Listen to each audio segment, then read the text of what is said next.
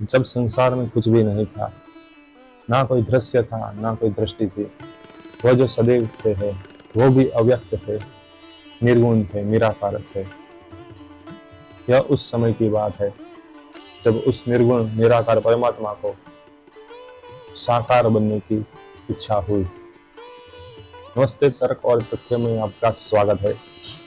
हम आज आज के वीडियो में बात करेंगे उस समय की जब इस संसार की उत्पत्ति हुई। तो क्या हुआ, किस तरह इस संसार की उत्पत्ति हुई। इस वीडियो का मूल आधार है शिव महापुराण। तो हम शिव महापुराण के अनुसार कैसे जगत उत्पन्न हुआ उसकी बात करेंगे। परंतु जब आप वीडियो को लाइक और चैनल को सब्सक्राइब करेंगे तो हमें बड़ा ही आनंद होगा। तो आपसे निवेदन है कि चैनल को सब्सक्राइब करें, वीडियो को लाइक और शेयर करें। तो अब हम वीडियो को आरंभ करते हैं।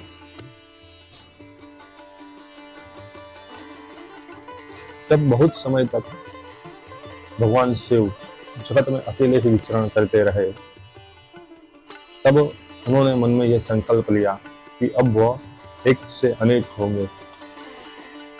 तब उन्होंने अपने ही अंग से देवी शक्ति का प्रादुर्भाव किया। तो बोलो अम्बे माता की जय। इस तरह माता जी भी प्रकट हो गए। तब उन्होंने अंतरिक्ष में एक सुंदर नगर का निर्माण किया। पुराणों में उस नगर को काशी कहा गया है। तो आप समझ सकते होंगे कि क्यों काशी में मृत्यु को मोक्षदायिनी बताया गया है। क्यों काशी में मृत्यु प्राप्त करने से मोक्ष प्राप्त होता है। क्योंकि काशी इस पृथ्वी का स्थान है ही नहीं। उसकी उत्पत्ति तो पृथ्वी से पहले की है। जब संसार नहीं रहता तब भी काशी रहती है। शिव जी अपने त्रिशूल पर काशी को धारण करते हैं। और जब संसार फिर से प्रकट होता है तब शिव जी काशी को पृथ्वी पर स्थित कर देते हैं। तो उस सुंदर नगर में शिव और शक्ति युगों तक रहने लगे। बहुत समय जब व्यतीत हो गया तब उन्होंने विष्णु जी एवं ब्रह्मा जी को प्रकट किया और दोनों को यह आदेश दिया कि जाओ जाकर तपस्या करो। उन्होंने ऐसा आदेश क्यों दिया? क्योंकि परमात्मा ने सृष्टि में कुछ नियम बनाए हैं और वह स्वयं भी ऐसे नियमों में बंधे रहते हैं। क्यों? क्योंकि हम परमात्मा का अनुसरण करते हैं। परमात्मा चाहे तो संकल्प से सृष्टि उत्पन्न कर सकते हैं, परंतु उन्होंने संकल्प से सृष्टि उत्पन्न नहीं की। हालांकि संकल्प से ही सृष्टि उत्पन्न हुई है, परंतु उस संकल्प शक्ति को प्राप्त करने के लिए उन्हें भी तपस्या करनी पड़ी है। तो ब्रह्मा जी उस समय कहीं दूर अंतरिक्ष में तपस्या करने के लिए चले गए।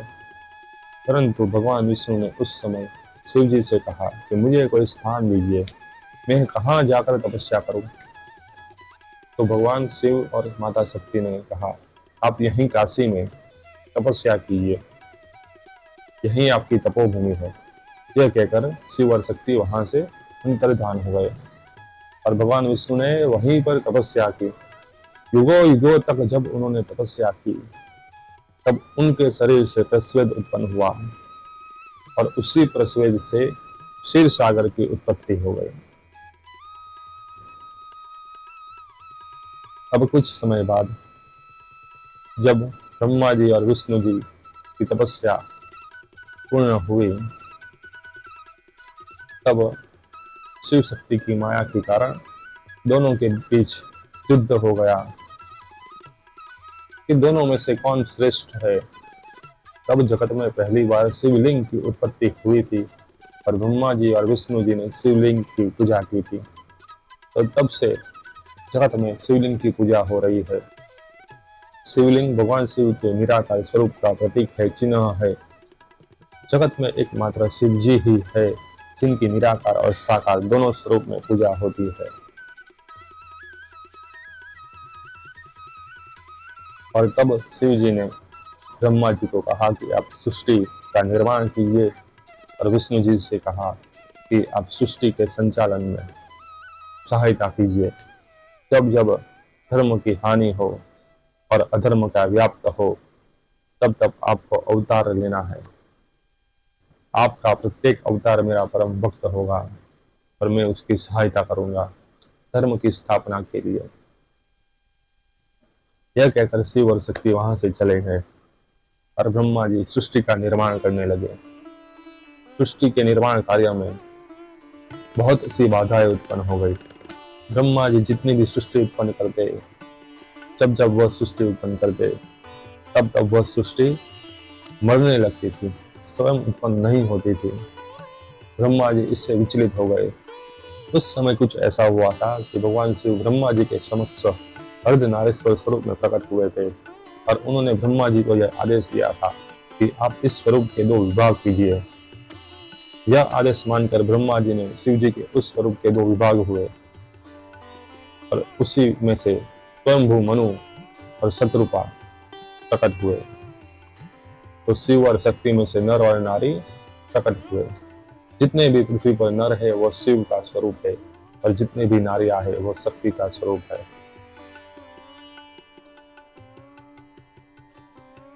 तो इस तरह पृथ्वी पर मानव सभ्यता की शुरुआत हुई।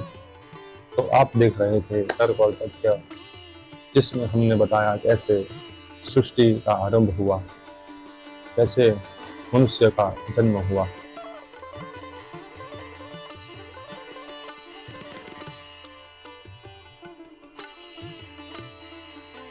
वैसे तो यह विषय बहुत ही गहरा है, चिंतन के योग्य है, परंतु हम आज वीडियो को ज़्यादा लंबा नहीं करेंगे और आपसे निवेदन करेंगे कि वीडियो को लाइक कीजिए, चैनल को सब्सक्राइब भी कर दीजिए, ताकि वीडियो बनाने में हमें प्रोत्साहन मिलता रहे।